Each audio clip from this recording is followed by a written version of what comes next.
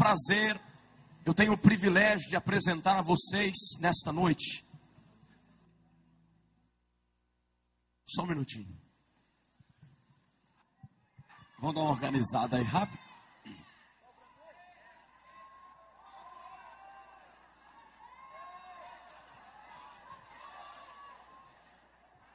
Glória. Um judeu messiânico, escritor, conferencista internacional, homem grandemente usado por Deus, o pastor Yosef Akiva. Vamos recebê-lo aplaudindo e glorificando ao nosso Deus.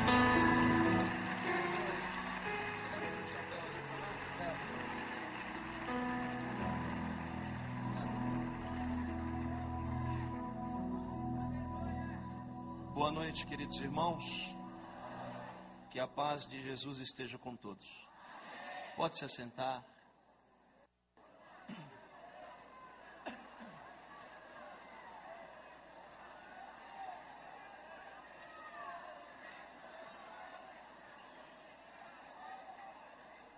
Quantos nessa noite têm motivos para glorificar a Deus? Quantos?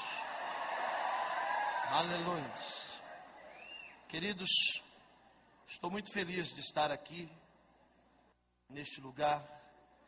Quero agradecer a Deus por essa oportunidade tão rica que Ele me deu, de ser um canal de bênção para você.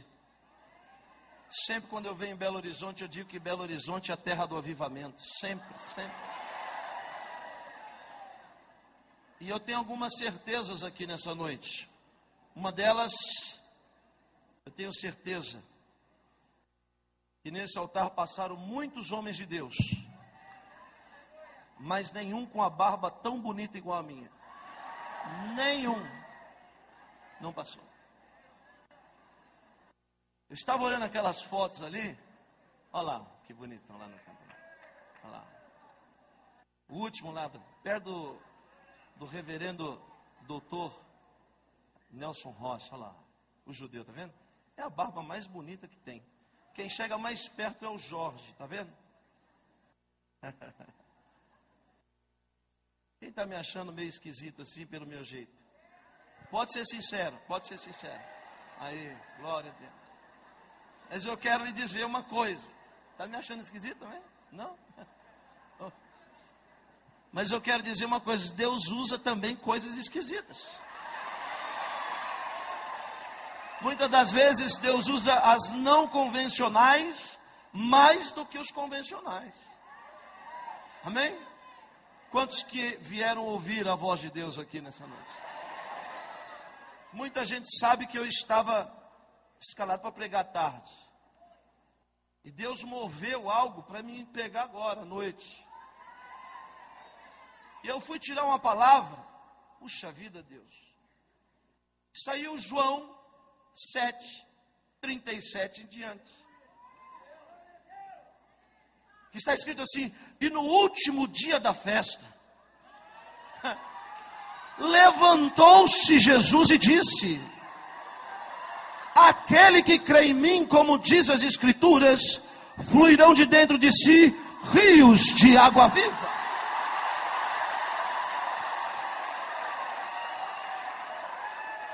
E eu perguntei ao Espírito Santo por que essa palavra saiu. E eu não quero ser presunçoso não, irmãos. Eu respeito todos. Mas Jesus disse para mim que Ele vai se levantar aqui no último dia, na última hora. Deus vai se levantar neste lugar. Quantos acreditam, joga a mão para cima agora. Abre a tua boca, acredita, glória a Deus. Aleluia. Sem delongas, vamos abrir a Bíblia Sagrada. Sefer Yeshayahu. Sefer Yeshayahu. Quem encontrou, diga glória a Deus. Vai ter que ler, falou glória, vai ter que ler. Posso falar devagar para você entender? Sefer Yeshayahu, capítulo 6. Não achou? O livro de Isaías, capítulo de número 6, E agora sim, quando você encontrar, por favor, coloque-se de pé em reverência à palavra de Deus.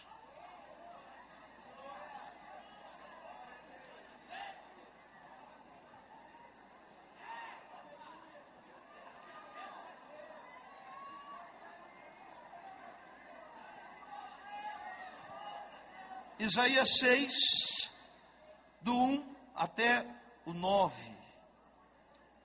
Podemos ler? Nós judeus, quando vamos ler um trecho sagrado da palavra de Deus, nós sempre dizemos a seguinte frase: Razach, razach, venit razer. Força, força, que sejamos fortalecidos nesta noite. Está escrito assim: no ano da morte do rei Uzias, eu vi o Senhor assentado sobre um alto e sublime trono, e as abas de suas vestes enchiam o templo. Serafins estavam por cima dele, cada um tinha 6 asas, com 2 cobria o rosto, com 2 cobria os pés e com 2 voava. E clamavam uns para os outros, dizendo: Santo, Santo, Santo é o Senhor dos exércitos. Toda a terra está cheia da sua glória.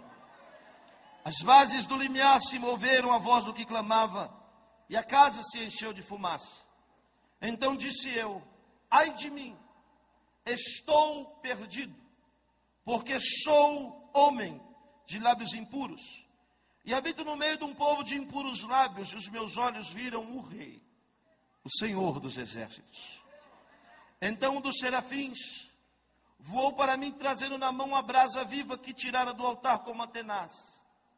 E com a brasa tocou a minha boca e disse: eis que ela tocou os teus lábios. A tua iniquidade foi tirada e perdoado o teu pecado. Depois disso ouvi a voz do Senhor que dizia: a quem enviarei? Quem há de ir por nós? Disse eu: eis-me aqui, envia-me a mim. Para encerrar o 9 diz: então disse ele: vai e diz a este povo: ouvi, ouvi e não entendais, vede e vede, mas não percebais. Feche os seus olhos, não a Bíblia, os olhos. Baruch, Baruch atah Adonai Eloheinu melech haolam. Bendito és tu, eterno nosso Deus, Rei de todo o universo. A sua palavra dura para sempre, Senhor. Sonda os nossos corações aqui nessa noite. Fecha esse seminário com chaves de ouro, Senhor. Não por mim, Senhor, mas pelo teu povo que tanto o Senhor ama. Por aqueles que vieram aqui, Senhor, em busca de uma resposta, em busca de uma palavra, e vão levar esse avivamento para a sua casa, para o seu bairro, para a sua cidade, ó Deus, para a sua igreja. Senhor, eu tenho certeza, ninguém vai sair daqui de mãos vazias, porque o Senhor está no nosso meio. Nós te damos graça em nome de Jesus. Amém e amém. Só os pentecostais sentam dando glória a Deus.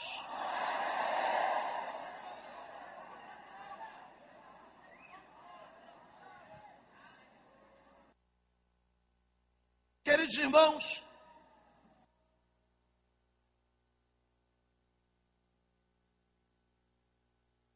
eu estava me recordando um dia desses, que alguns anos atrás eu vivi uma das maiores crises da minha história.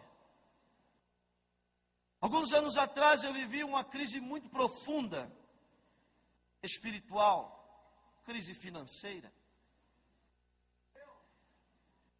Alguns anos atrás eu vivi uma crise de identidade muito forte.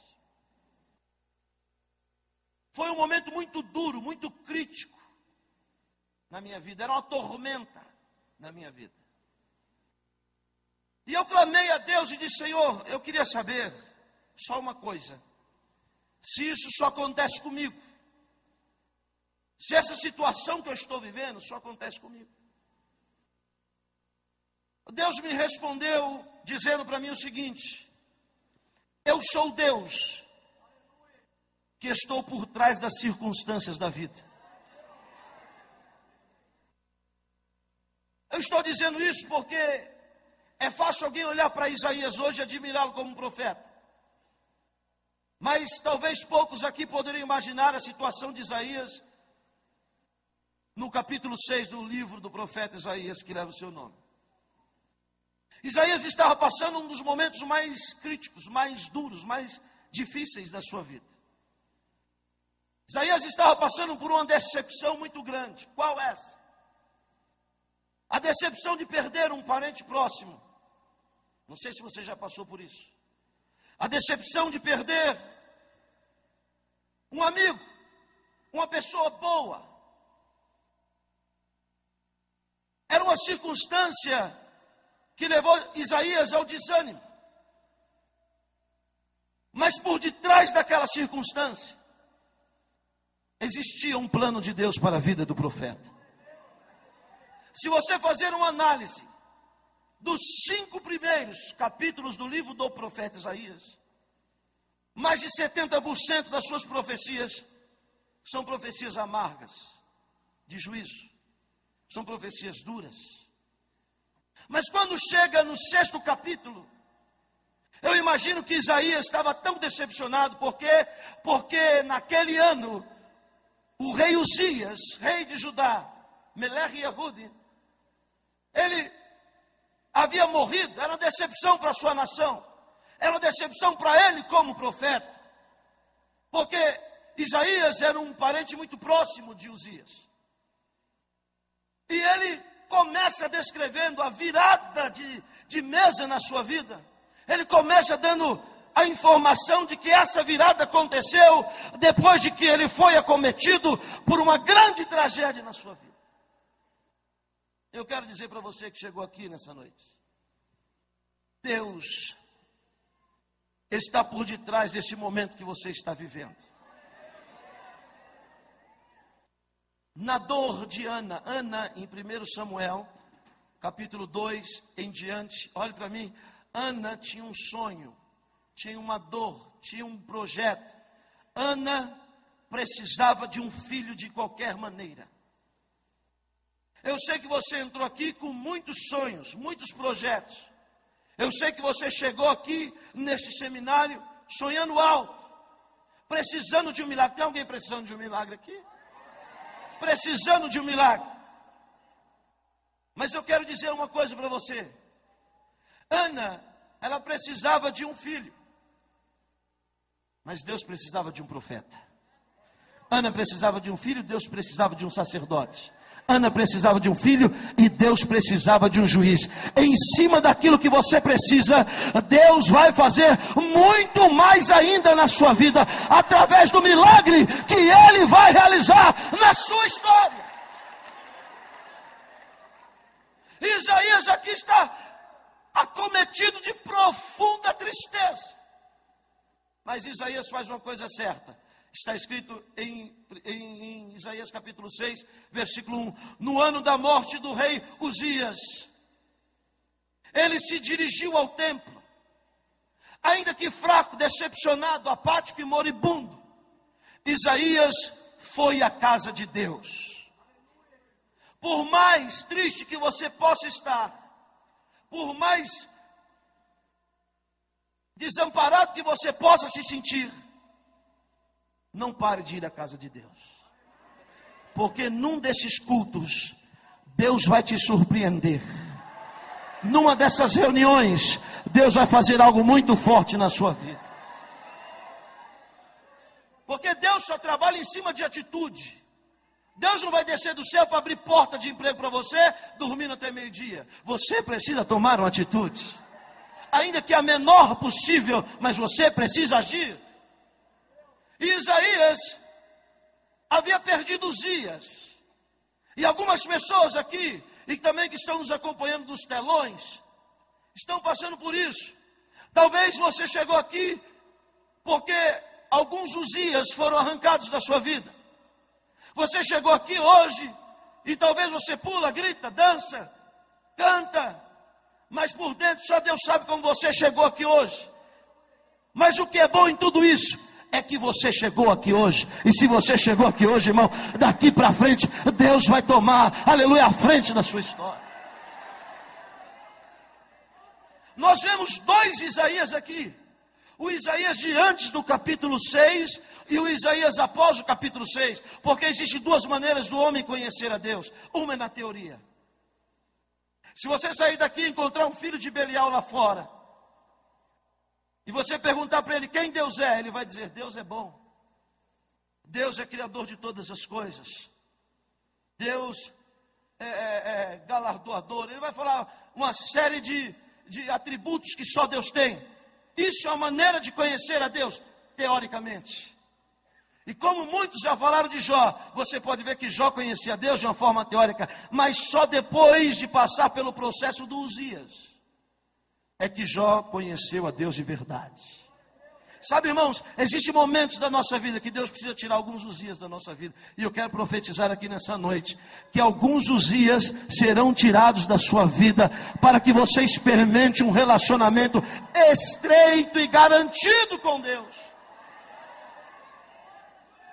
Imagina a situação que Isaías subiu à casa de Deus. Este templo era o Beit Hamikdash, era a casa sagrada, a casa santa, a casa de oração. O templo de Melech Shalom, do rei Salomão, uma das 7 maravilhas da antiguidade. E ele vai, talvez, isso é uma colocação minha, talvez Isaías vai ali para aquele culto, com a sua carteirinha de profeta no bolso, e dizendo: esse é o último culto que eu vou. Eu não aguento mais essa vida de profeta. Essa vida de profeta é muito dura, porque eu faço tudo que Deus me manda. Eu obedeço tudo que Deus manda eu fazer, e as coisas não dão certo na minha vida. Deus manda eu profetizar, eu profetizo. Deus manda me calar, eu me calo. Deus manda eu falar, eu falo. Eu obedeço, arrisco tudo que Deus manda eu fazer, porém as coisas não têm dado certo na minha vida. E talvez Isaías está com a sua credencial de profeta no bolso. Talvez ele vai subir ao templo para entregá-la aos sacerdotes. Talvez ele vai subir na casa de Deus como aquela hiena que você já conhece no desenho, né? Oh, dia. Oh, céus. Oh, vida. Tem pessoas que já entram na presença de Deus de cabeça baixa. Mas não é cabeça baixa por reverência, não. É baixo porque está se sentindo derrotado. É baixo porque um aperto lhe acometeu de tal forma que tirou as suas forças. E eu imagino o profeta indo à casa de Deus assim. Mas quando ele vai aqui, ó, de cabeça baixa, ele entra na presença do Senhor, ele entra no templo e ele pensa: é mais um culto, é mais uma mensagem, é mais uma rotina. Ele não sabia que Deus tinha tomado a decisão a respeito dele. Deus hoje está tomando a decisão ao seu respeito. Se prepara, porque algo muito forte da parte de Deus vai acontecer na sua vida. Se prepara para algo que vai acontecer na sua vida por esses dias. Deus está por trás destes dias que você está vivendo. Lá vai Isaías. Eu disse que Deus só trabalha em cima de atitude. Preste atenção nisso. Porque quando ele vai naquele ano, no ano da sua decepção, no ano da sua dor, no ano da sua tristeza, no ano da sua amargura, ele vai no ano da morte do rei Uzias, ele entra na casa de Deus e o que ele vê? Ele vê tudo que o diabo não queria que ele visse. Porque você pode entrar na presença do Senhor e ver uma série de coisas que o diabo pode te mostrar. Eu conheço crente que vai para a igreja só para ver o defeito dos outros, só para falar mal do pastor. Eu conheço crente que vai para a igreja só para falar mal da vida alheia, só para falar mal da roupa da irmã, do carro do irmão. Se o pastor está com um carro novo, é porque está roubando. Se ele está com um carro velho, é porque é miserável. Ai, língua desgraçada.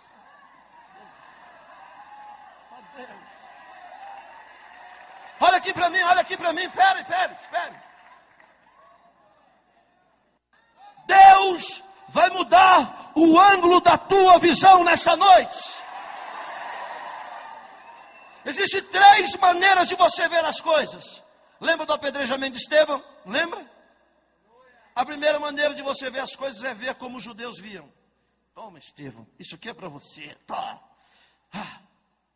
A segunda maneira de você ver as coisas é enxergar como Saulo enxergava. Com as roupas do diácono nos pés, Saulo olhava para ele e dizia: que fé, queria ter uma fé dessa, entregar a sua vida pela sua fé. E a terceira maneira de você ver as coisas é a maneira que você vai ver a partir de hoje. É a maneira de você olhar como Estevão olhava. Porque Estevão não estava olhando para os judeus e nem para Saulo. Ele estava olhando para os céus que estavam abertos. E Jesus estava à destra do Pai, esperando ele. Olha para Deus, olha para o céu, olha para Jesus. Você vai ver, aleluia, e nunca vai se decepcionar. Nunca. Porque às vezes você entra na igreja, talvez você venha no congresso desse e você vê tudo o que Deus não quer que você veja. Isaías entrou assim: eu vou ver o sacerdote. Sabe o que ele viu? Ele viu o Senhor. Eu quero profetizar porque o Espírito Santo está falando comigo. Prepare-se. Você vai ver Deus se manifestar na sua vida. Prepare-se para ver o Senhor na sua vida. Prepare-se. Ele ousa levantar a cabeça. De cabeça baixa ninguém pode ver Deus. Ele entra de cabeça baixa, mas ele toma uma atitude, levanta os olhos. O que ele vê? Ele tem um arrebatamento de sentido. Tinha outras pessoas perto dele que não estava vendo. Cutuca quem está ao seu lado e diga: não corra esse risco.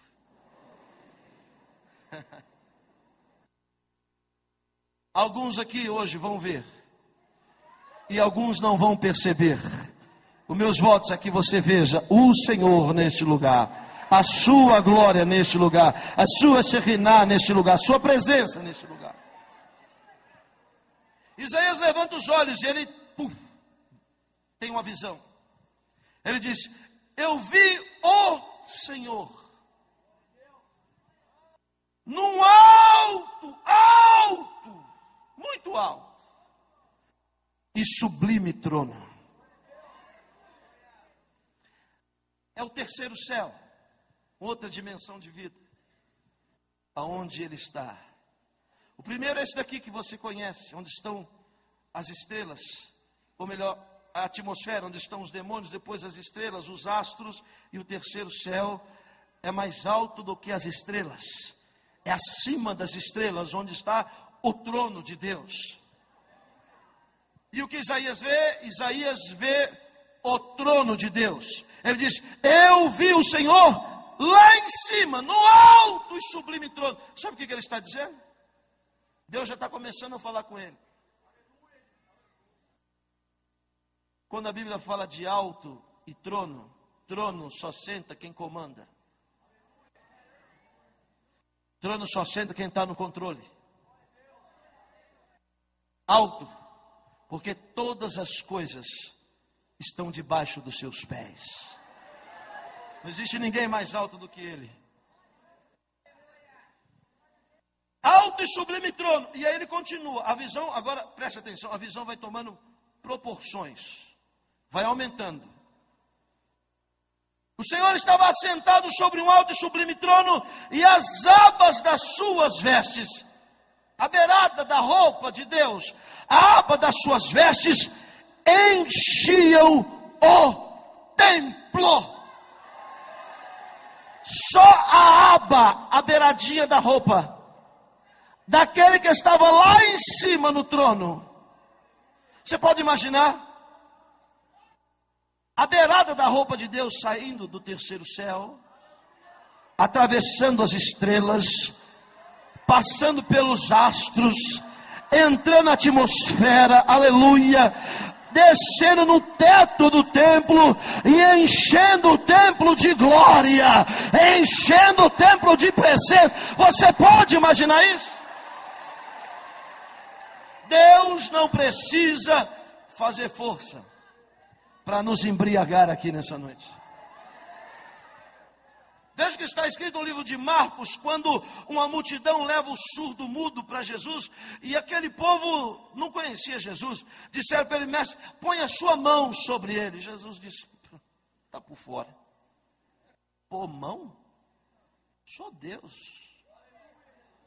Quem põe mão é presbítero, é pastor. Só Deus. Pegou o moço e levou para o particular. Era a mesma coisa de alguém dizer: oh, Jesus, faz uma força aí. Vocês esqueceram que a Bíblia diz que Deus e a sua mão é tão forte, tão poderosa, que numa mão ele segura o globo terrestre, na outra uma criança recém-nascida, e as duas coisas para ele têm o mesmo peso, porque ele é poderoso, a sua mão é grande. Jesus leva ele para o particular. Faz assim com o dedinho. Mão para quê? Se só o dedinho dele resolve. Para que mão, irmã? Para quê? Você disse para Deus colocar a mão naquela pessoa lá na sua casa. Jesus está falando: eu vou dar só um toquinho com o meu dedinho, e você vai ver o que eu vou fazer lá na sua casa. Você vai ver o que eu vou fazer no seu ministério, na sua vida financeira. É apenas a ponta da veste, é apenas a ponta do dedo, já é o suficiente para mudar a nossa história. Quando você acredita nessa palavra, joga a mão para cima, abre a boca da boca.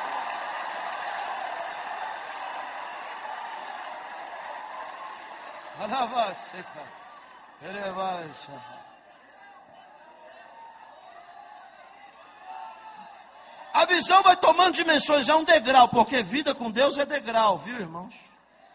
É fase. Tem crente que se converteu ontem, já quer subir 4 degraus de uma vez. Cuidado para não cair, a queda é grande. É degrau por degrau, é fase por fase. Aleluia. Olha aqui a dimensão que a visão vai tomando. Preste atenção. Eu estou falando de um homem que entrou na presença do Senhor. Eu vou colocar aqui igreja. Entrou no templo com uma motivação: entregar a carteirinha e parar. Sabe, esse negócio de ser crente é difícil. Sabe que esse negócio de pregar, isso não é mole. É verdade que muitos são chamados, mas poucos são os escolhidos. A dimensão vai aumentando. Versículo de número 2. Serafins estavam por cima dele. Cada um tinha 6 asas. Irmãos, 5 minutinhos só para me fazer um comentário. 5. A palavra serafim quer dizer seres de fogo. Eu não estou falando daqueles anjinhos perereca que tem ali na casa esotérica, com um bumbum de fora, um asinho, um arco e flecha na mão, não. Não estou falando desses daí, não. Eu estou falando de seres totalmente de fogo, afogueados. E tem mais. 6 cilindros eram os anjos. 6 asas. Não era 1.0 não, era 6. E ele está olhando. Irmãos, desculpe, só um comentário. É impossível um serafim estar aqui no nosso meio hoje. O homem conhece a hierarquia angelical, e nessa hierarquia o homem conhece apenas 4 tipos de seres espirituais. São os anjos. Do hebraico malach, quer dizer mensageiros. Nós conhecemos um pelo nome, chama-se Gabriel, valente de Deus. Acima dos anjos, existem os arcanjos. E a nossa Torá Sagrada, os nossos sábios dizem que existe um arcanjo que é guardião de Israel. Seu nome é Miguel, seus pés estão em Eretz Israel, na terra de Israel. Ele que lutou com Satanás acerca do corpo de Moisés. Esses 2 tipos de seres podem se manifestar aqui nessa dimensão de vida que a gente vive. Mas acima deles, porque Deus é organizado,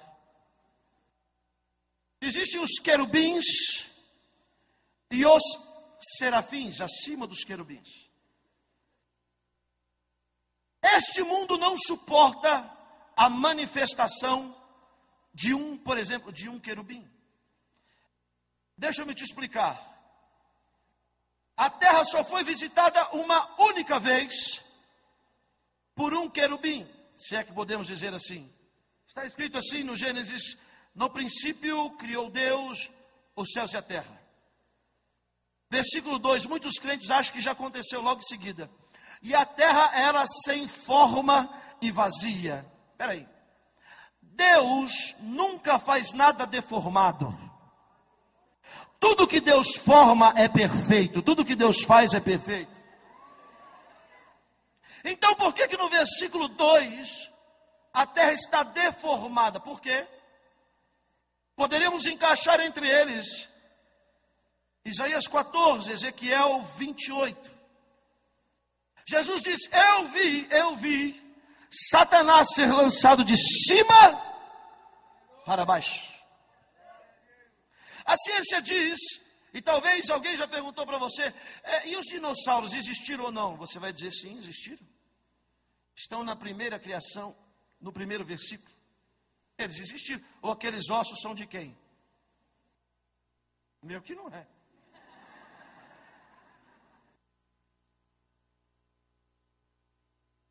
Existiram sim na primeira criação, mas a ciência diz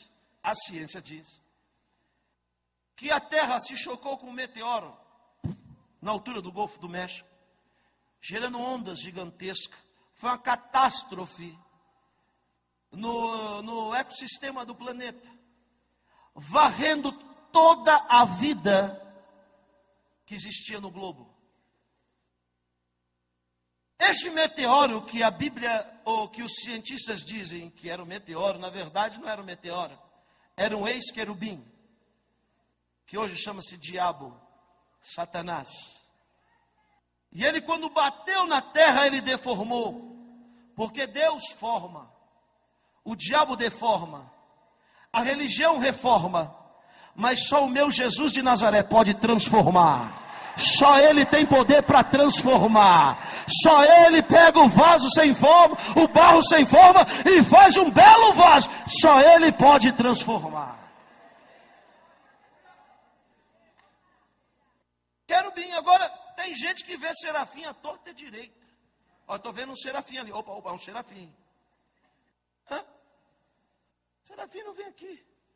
Seres de fogo, terrível em glória, estão na sala do trono.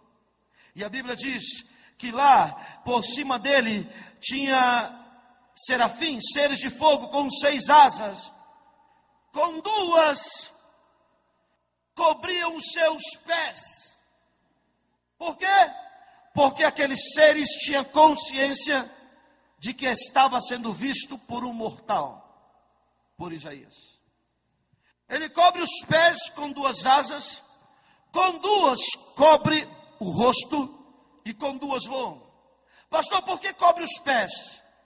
Porque eles eram seres extremamente santos. Quando a Bíblia fala de pé, a Bíblia está falando de santidade. Lembra de Pedro? Jesus está lavando os pés. Chegou em Pedro: eu vou lavar o seu pé. O meu o senhor não lava. Não lava. Não tenho parte contigo no meu, você não vai ter parte comigo no meu reino. Então, Senhor, mudei de ideia. Dá logo um banho completo. Jesus diz assim: vós já estáis limpos pela minha palavra. Mas espera, a palavra não limpa os pés. É porque os pés é o lugar onde você tem contato com o mundo. Você não é deste mundo, mas você está neste mundo. Você não é daqui, mas você precisa de dinheiro. Você não é daqui, mas se você atravessar a BR ali, você é atropelado. Você morre. Então, os pés indicam a santidade. E aqueles seres cobrem os pés. Por quê? Porque Isaías não poderia ver a alta graduação de santidade daqueles seres. E por que ele cobre os 2 olhos, pastor? Porque apesar de serem tão santos e tão santos, aqueles seres não podiam ver a santidade daquele que estava sentado no trono. Porque aquele que estava sentado no trono era mais santo do que eles. Ele continua A visão vai tomando dimensões. Ele está aqui parado, as pessoas andando no templo sem perceber nada, e ele está aqui, ó, fora de si, tendo a visão. A Bíblia diz, ele continua narrando, ele ouve uma voz, é a voz dos serafins, e clamavam uns para os outros, dizendo: Santo, Santo, Santo, Santo, Santo, Santo. Dizem os judeus mais ortodoxos que o hebraico é a língua do céu, porque Isaías ouviu quando os serafins diziam: Kadosh, Kadosh, Kadosh,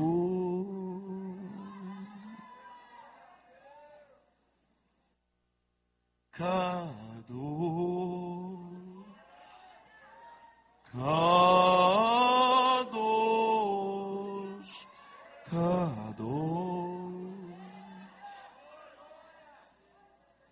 Kadosh, Kadosh, Kadosh, et Adonai Tshava'ot, Melchol Haaretz Kevod. Santo, Santo, Santo é o Senhor dos exércitos. Toda a terra está cheia da sua glória.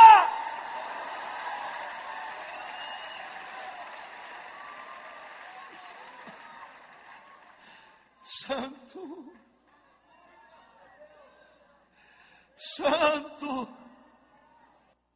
Santo, Kadosh, Kadosh, Kadosh.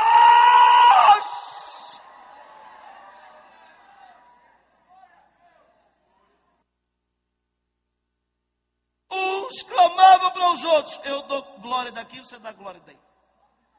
Kadosh, Kadosh, Kadosh, Kadosh, Kadosh, Kadosh. Um jogava para o outro: dá glória aí, serafim. Kadosh, o outro: Kadosh, Kadosh, Kadosh. Oh, meu irmão, se você não der glória hoje, as pedras vão dar glória. Abre a tua boca e dá glória.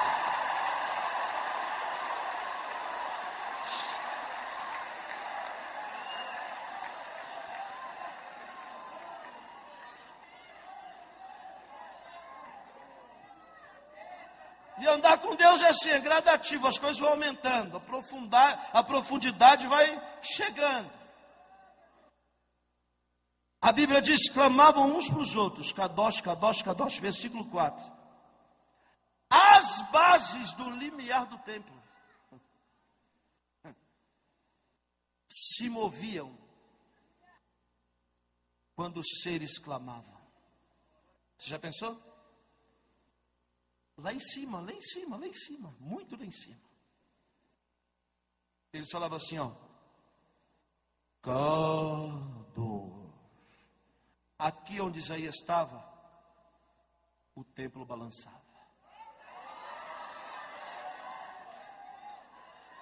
Kadosh, e o templo tremia. Kadosh, e o templo balançava. As bases do limiar do templo estavam tremendo. Quando o serafim falava, o templo balançava. O serafim dava glória, o templo balançava. Kadosh, o templo balançava. Eu quero profetizar nessa noite, eu quero. Só quem acredita, levanta a mão para receber. Deus vai mexer na sua base. Deus vai mexer na sua estrutura. Deus vai mover algo na tua vida. Achar! Se prepare para o mover de Deus na sua vida. Deus vai mexer tudo que está parado. Tudo que está estagnado. Deus vai mexer na sua base.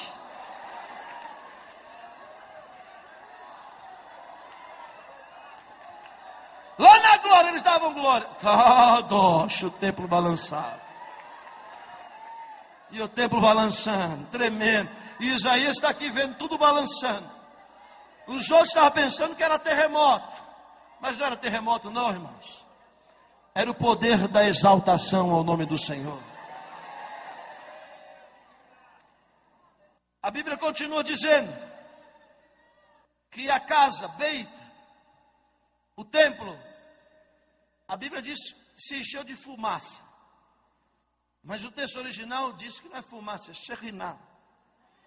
Shekhinah é a presença de Deus, que é tipificada também pela fumaça. E quando eu cheguei ali, eu não estava enxergando nada de tanta fumaça aqui. Não, é verdade, calma, não é espiritual não. Tem ninguém pensando que eu estou tendo visão espiritual. Não, não é isso não. Era a fumaça daqueles negócios que estavam aqui. Preciso ser sincero, eu vou dar uma de espiritual agora. Era uma fumaceira danada, eu com medo. Será que tem alguma coisa pegando fogo? O Senhor falou no meu coração: está vendo essa fumaça, Yosef?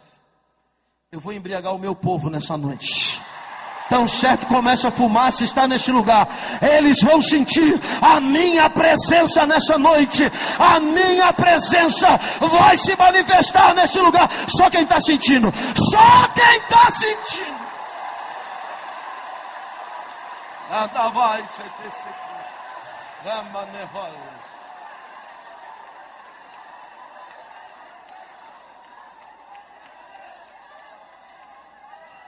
O negócio está apertando.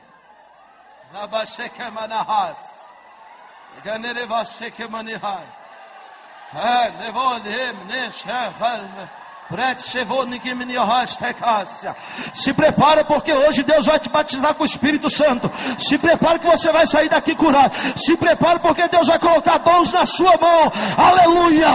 A presença dele vai ser notória aqui e vai nos embriagar nessa. E não é com glória de anjo não. É nós que vamos dar glória. É nós que vamos dar glória.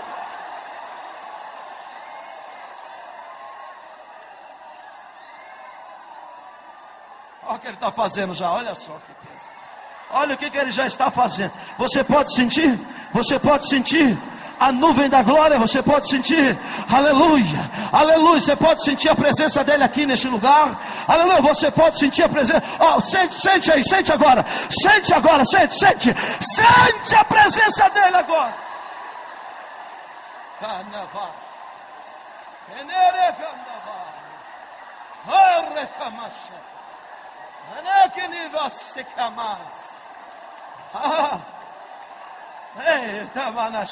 Eu não vou segurar o Espírito Santo, não vou deixar, eu vou deixar. Eu vou deixar Deus trabalhar aqui, eu vou deixar. Eu vou deixar Deus arrebatar crente aqui. Eu vou deixar.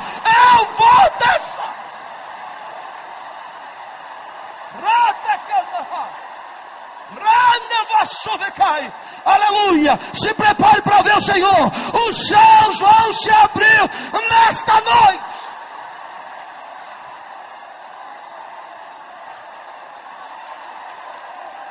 Só quem pode dar glória. Só quem pode dar glória. Você pode dar glória, você pode. Então dá glória aí, dá glória aí. Você pode dar glória, você pode. Então abre a tua boca aí e dá glória.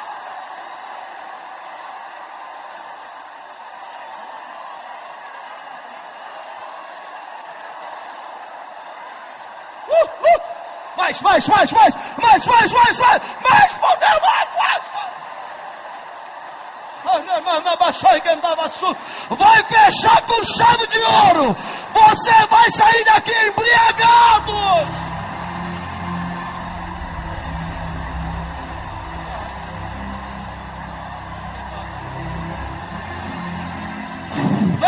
Recebe.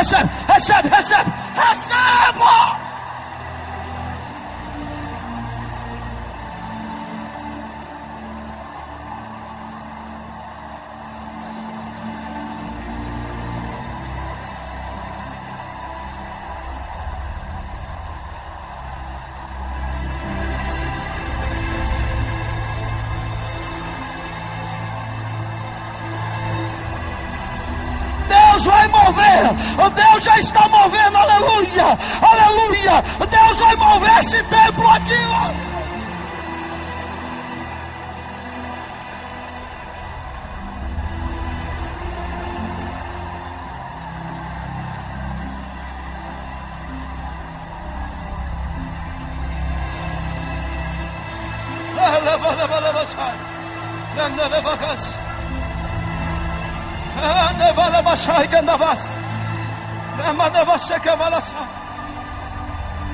Aleluia. Aleluia.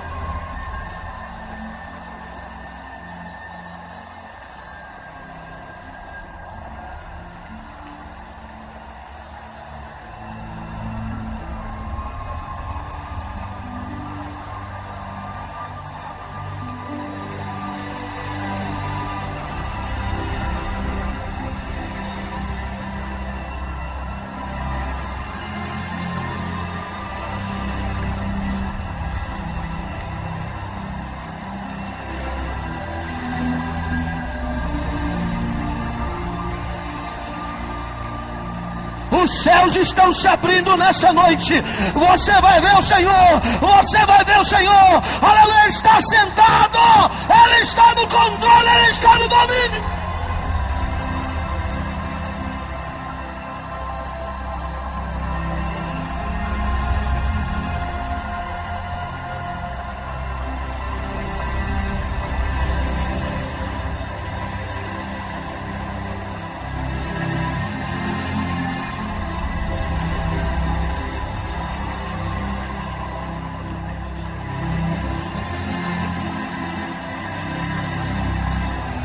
Kadosh, Kadosh.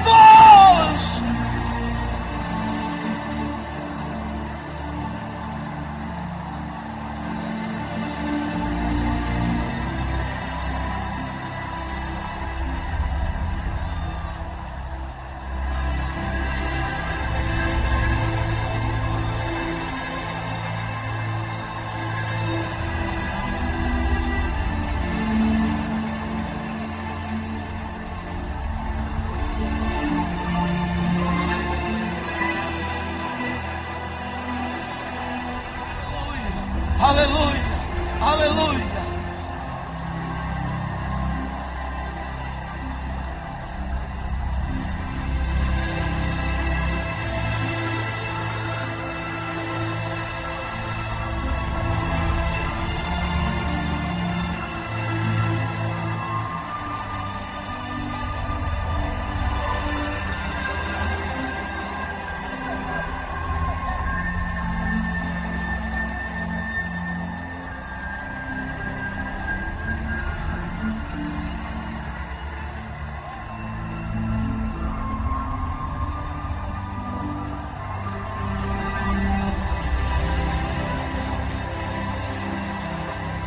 Só Deus pode fazer essas coisas. Só Deus pode fazer essas coisas. Só Deus pode mover o que Ele está movendo aqui hoje. Homem não pode mover. Só Deus pode mover.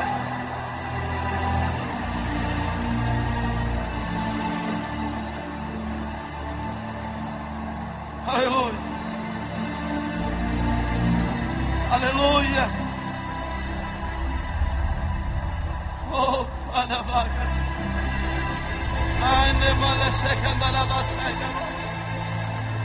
Aleluia, aleluia, aleluia.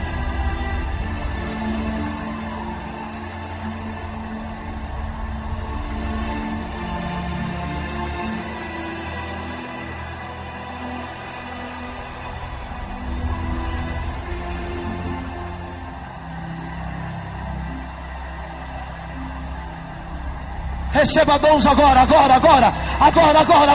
Receba dom de visão agora. Dom de cura. Recebe. Começa a falar em língua, se não é batizado do Espírito Santo. Sente o fogo agora.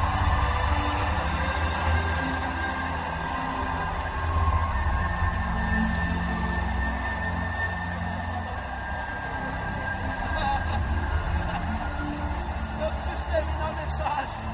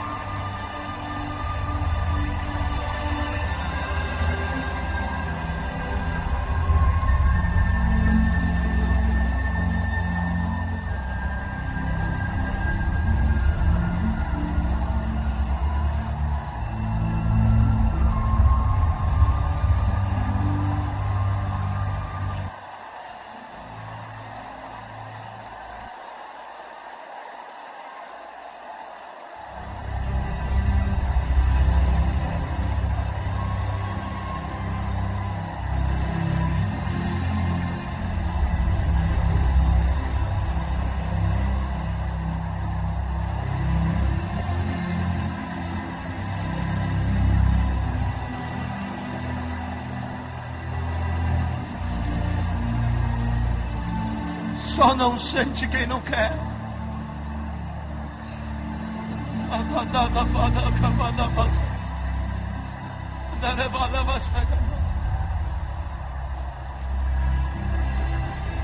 Só não sente quem não quer. Só não sente.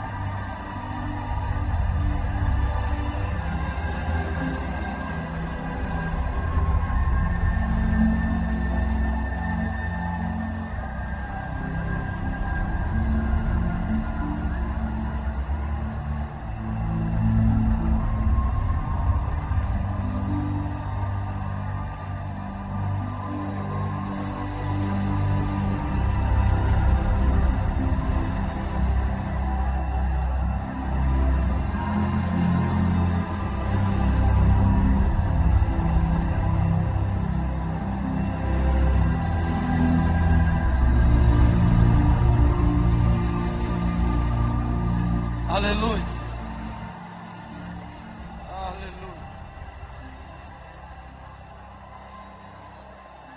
Esse ambiente está sem condições de continuar pregando. Preguei apenas 40% da mensagem. Meu tempo já se esvairiu. Deus quis assim.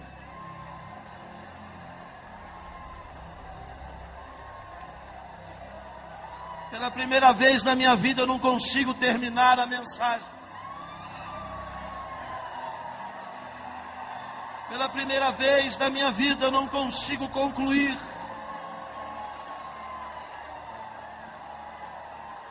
Mas essa é a vontade de Deus. E vai ser assim.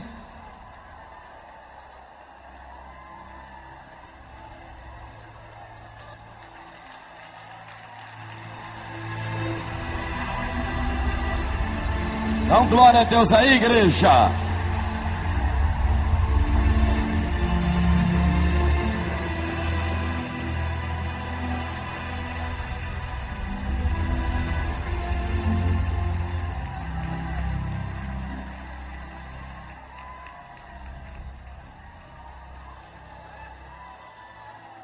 Aleluia.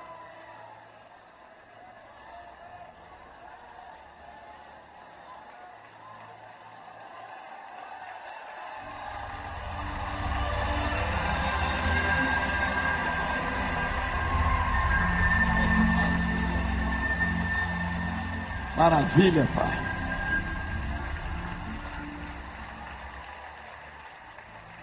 Pode assentar.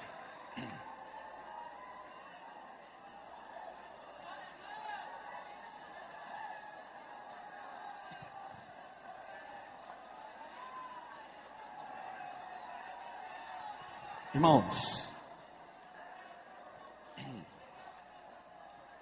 estou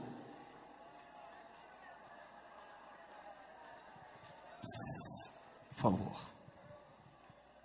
21 anos. Senta um pouquinho, senta um pouquinho.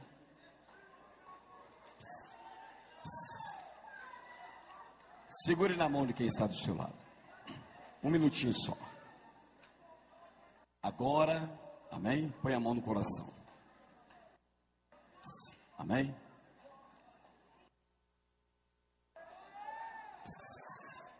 Amém?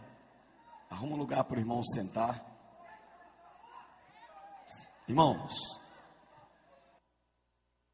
quem está ao lado dele, coloca aí sentadinho. Obrigado.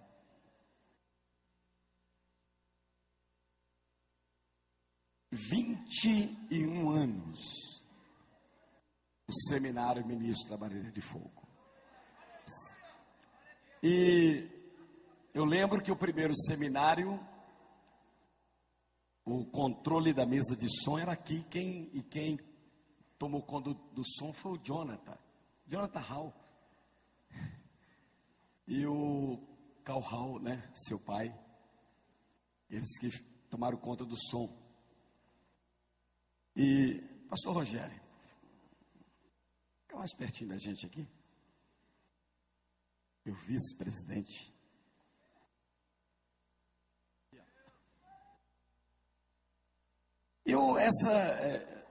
Esses dias eu tenho pensado muito sobre a história do nosso seminário. Lembrei muito do pastor Benedito Batista, que era o pregador do encerramento. Lembra? Sempre pregando nos encerramentos do seminário. Que foi para a glória. Outro pregador que Jesus levou também para junto de si foi o pastor Faulkner, que era também um dos preletores do seminário. Um dos presidentes da nossa igreja no Brasil. Sábado eu fiquei muito contente quando eu vi pregar aqui o pastor Joaquim Cantagalli, que num período ele estava enfermo, muito doente. Inclusive uma coisa que vocês não sabem, o médico deu para o pastor Joaquim Cantagalli 5 anos de vida. Mas o médium sabia que o Deus do rei Ezequias era o Deus do pastor Joaquim. Que acrescenta anos de vida. Enfim, muitas histórias. Eu falei na primeira noite que a vida nos desgasta muito.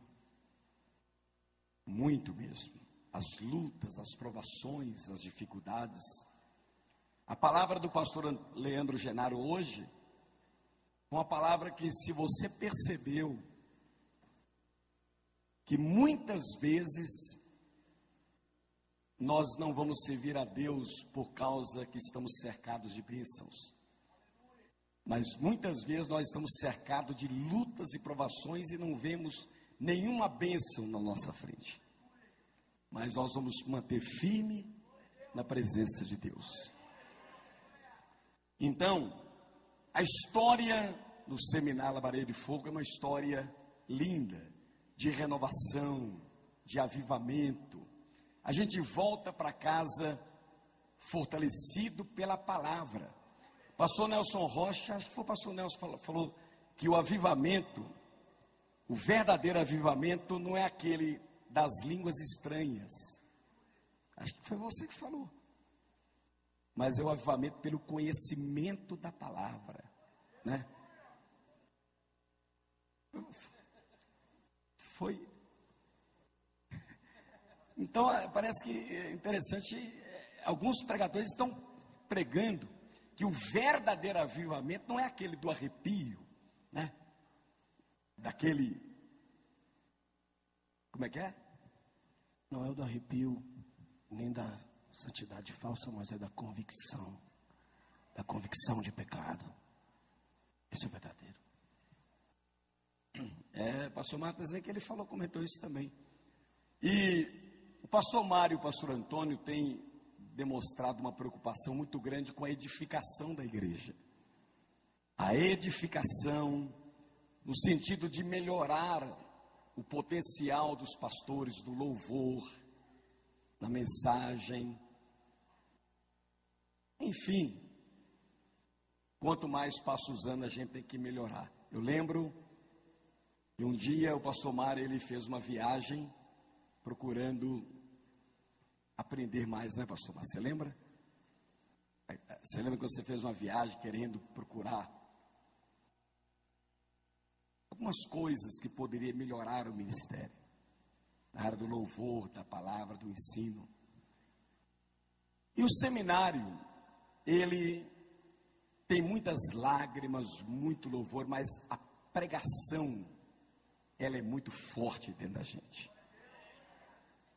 A pregação da palavra. E eu quero agradecer a todos vocês que estão aí nos telões, qualquer canto, que vieram de longe. Muitos já foram embora de ônibus, de viagem, muitos já foram. Já estão viajando pelas estradas aí, uns indo para Vitória, Rio de Janeiro, São Paulo, Rio Grande do Sul, Paraná. Vieram 47 pessoas de Curitiba, de uma outra denominação que eu esqueci o nome. Então, é um trabalho. E outra coisa, ninguém aqui tem ideia do trabalho que está por trás de uma organização, de um evento como este. Pastor Germano, não sei onde é que ele está, mas a organização começa quando termina esse seminário, a organização do próximo. É um ano de preparo, depois 6 meses de reuniões de toda a equipe de trabalho e, enfim, muito trabalho. Mas a recompensa é a sua renovação espiritual. Quem é que está aqui que é de Belo Horizonte? Levante a mão. Belo Horizonte, mora em Belo Horizonte. Abaixa a mão. Quem mora na Grande BH?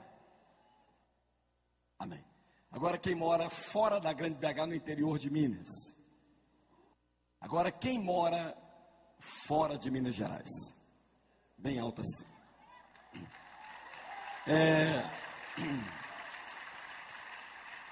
Na primeira noite, aproximadamente, eu não tenho os dados direitinho, mas mais de 1.000 pessoas vieram fora de Minas Gerais, de todos os estados do Brasil, até o pastor Celso, que viajou 6 horas de barco, o pastor Mário falou sobre isso aqui domingo, é o Celso do Amazonas, é o Celso aqui, para estar aqui.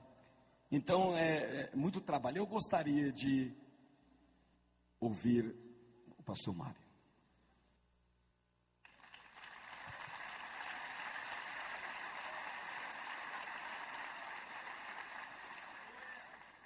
Boa noite, paz seja convosco. Só uma correção, 1 semana de barco e 6 horas de avião. Barco é para chegar em Manaus, para chegar no aeroporto. Já pensou? Irmãos, eu só posso, neste momento, quando estamos nos últimos minutos deste seminário, eu só posso levantar as mãos e dizer graças a Deus, porque ainda há pouco eu dizia que, pelo que me consta, que é do meu conhecimento, hoje, este seminário, ele é o maior evento deste nível que existe no Brasil. Desculpe se eu estiver mal informado, porque eu não tenho informação de que haja outras denominações que tenham feito seminários como este, a não ser algumas igrejas que promovem congressos, convenções entre os seus próprios membros. Mas este seminário, ele é aberto para todas as denominações, para pessoas de todo o Brasil. E eu quero agradecer a cada um de vocês, tanto aqueles que estão aqui como aqueles que não estão, que já foram. Agradecer pela sua compreensão. Como disse o pastor Jerônimo, um evento como este, vocês não podem imaginar, vocês não têm condições de imaginar a estrutura que está por trás de um evento como este. E você vê, irmãos, mais de 3.000 pessoas, quase 3.500 pessoas aqui, nenhum incidente, nenhum probleminha, nada, de jeito nenhum. E isto nós devemos, a cada um de vocês. Muito obrigado, pastor Jerônimo, por mais uma vez estar à frente deste seminário. A sua equipe, que infelizmente nós não podemos citar aqui nome por nome, porque são muitas pessoas, pastores, obreiros, voluntários que se dedicam a este evento e pode ter certeza de uma coisa, sem cobrar um tostão. Já pensou, pastor Jerônimo, se isso aqui fosse uma coisa profissional e tivesse que pagar os... Porque lá no mundo, quando existe um evento como este, todo mundo trabalha recebendo, E recebendo bem. Mas aqui não, aqui tudo pelo amor. Esse seminário, se alguém pensa, alguém já pensou, isso aqui dá lucro, não dá um tostão de lucro. Pelo contrário, nós temos que investir dinheiro. Sabem por quê, irmãos? Eu acho que a igreja, ela precisa de dinheiro para se manter, mas ela não deve ser uma igreja financista. Uma igreja que só pensa no dinheiro, só dinheiro, só dinheiro, só dinheiro, só dinheiro. Quanta gente que eu vou aproveitar, vou pedir aqui R$1.000 de cada um. Seriam 3 milhões de reais. Nós não estamos pensando nisso, sabe por quê? Deus proverá. E é o que Ele tem feito constantemente.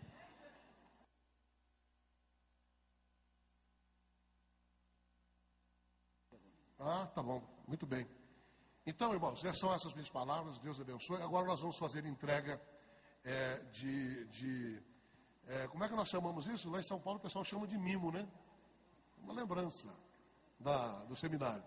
Pastor Rogério Amorim vai fazer entrega para o pregador desta noite,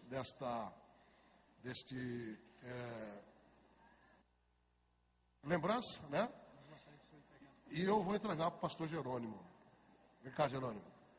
Por favor, pastor. Segura aqui.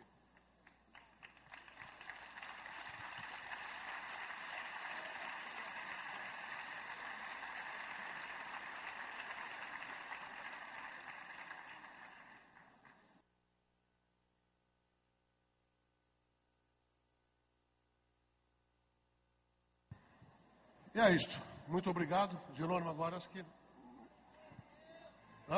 Um momento. Irmãos, eu esqueci de falar do material. E aqui à minha esquerda, aqui ó, por essa porta aqui ó, você vai ter acesso ao meu material ali. DVD R$15 e CD de mensagem R$5. Eu quero abençoar a sua vida. Deus abençoe. Mais uma vez eu quero repetir que eu não vou convidar a equipe de trabalho, porque cada um está num setor, mas a gratidão está aqui dentro do coração. Fica de pé a igreja, a noiva do Cordeiro. Amém? Pastor Rogério, ministra a bênção apostólica. Senhor, nós te damos graças. Não apenas por tudo quanto aqui recebemos, mas conhecedores que somos que a tua bênção é permanecente, por tudo quanto ainda vamos receber como resultado deste seminário. Pedimos que o Senhor tenha em suas mãos cada uma dessas vidas preciosas que aqui estão, que vão enfrentar estradas, e alguns, como foi dito nessa noite, barcos até mesmo. Que o anjo do Senhor esteja acampado ao redor de cada um, guardando nossas vidas, livrando do acidente, do assalto, do perigo. Que a tua mão, Senhor, continue estendida sobre este ministério, e que o grande amor de Deus, a graça de Jesus e a comunhão do Espírito Santo seja com todos, hoje e sempre, e todos digam amém.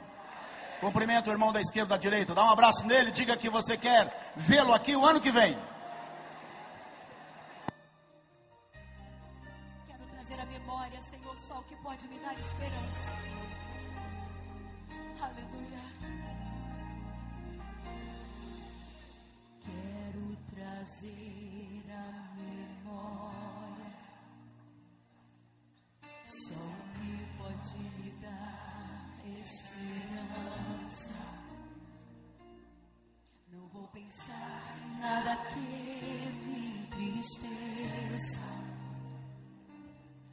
Não vou deixar ninguém pisar. Pastora Lourdes e Pedro Leopoldo, os membros da sua igreja estão chegando lá, ok? Quero lembrar para você passar aqui à sua direita ou então à esquerda.